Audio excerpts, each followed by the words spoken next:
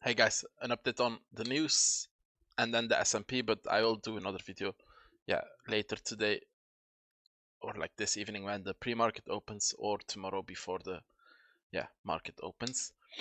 Basically, first of all, you've seen probably what Trump has posted over the weekend. Now this is one hell of a crazy tweet, okay? It's absolute nonsense the way he writes this and the way he is acting. But to me, if I'm honest, this is distraction, okay? Like, these guys are not stupid. They know that invading Iran will be very tough. They know that if they bomb the shit out of every infrastructure, that Iran will probably retaliate and just destroy the whole Gulf region. Don't think that's gonna happen, knowing that the Gulf region has deals to buy and invest in the US, okay? I think this is just a little bit of spreading fear into the people to stay away from the markets while they can start the potential pump, okay? I'm leaning with saying this to a potential ceasefire tomorrow, okay? Because Tuesday, the deadline has been moved to Tuesday. If they don't reach a deal and if the strait doesn't open, Trump says they will blow every critical infrastructure up in Iran, which would literally send them back like 50 years in time because you need to rebuild all of it. So my theory, and it's only a theory, we'll have to wait and see, is that tomorrow might be a ceasefire, and I'm saying that also by looking at the charts. Bitcoin has been very stable in the weekend.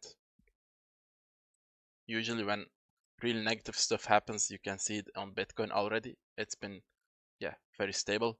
We had data on Friday from the futures market.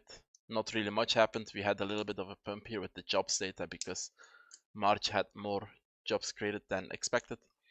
Now, why I'm also leaning towards a deal is that we have a first 5-wave move up here on the S&P. It's looking really good, okay? Both the Nasdaq, the S&P, and Nvidia did take the lows that I wanted to be taken. They test certain levels that I wanted to be tested. And it's looking really strong ever since, okay?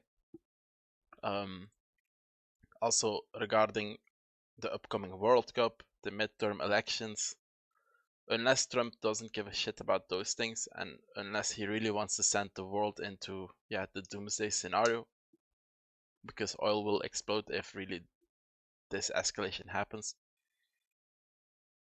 Considering all of the things I said, like the World Cup, the midterm elections, blah blah blah, I don't think he's gonna do it, okay? And then the backing of the chart I have as well. We have a very nice 5-wave move up, respected the 0.5 and have shown really good reaction from it. If you want to be bearish, you want to see a 1, 2, 3, 4, 5 to the downside, okay? Okay, we have a 5-wave move down in here indeed.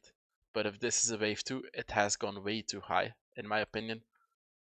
It's better to label it as a B wave or just a 1-2 setup to the upside, okay? In case that it's a B wave, I'm gonna put the A wave here and I'm gonna say, okay, A, B, C, and then A, B with an overshoot here, C, and then now one more leg down into these fips. The pink fips are taken from this A wave then to the B wave. 0.618 can be a level to watch because we have a high B wave, okay? So at 6,562 and then the 1-to-1 at 6,512. The C wave does not have to take the A wave low when you have a high B wave. I will change my view if price goes and takes this low, okay? If we do that, we will attack this point of control, attack the 618 and probably lose it as well, and then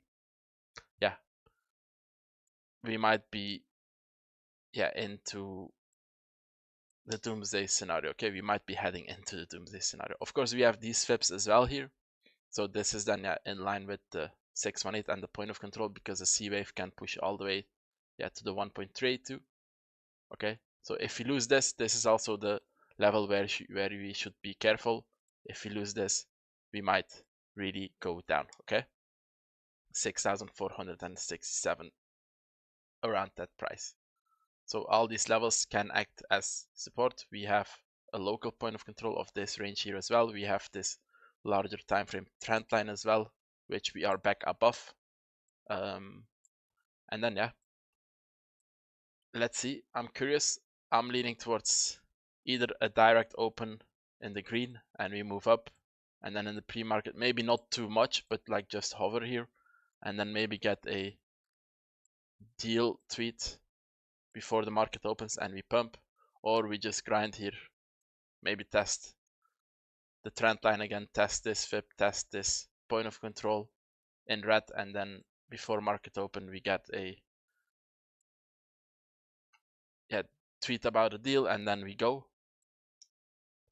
I'm leaning more towards that. Also, again, because of this price action, the level of danger is here. If we lose this, we have to move towards 6,000, okay? If we lose this, we'll attack this low, and then let me zoom out. We have this area as the next zone to watch, okay? Which has the point of control of this range, which has this breakout candle and the gap on the weekly. So yeah, that's all I've got to say. Very exciting day. I mean, exciting. Not if it's gonna dump, but very important day ahead of us. Thank you for watching. See you next time. Bye bye.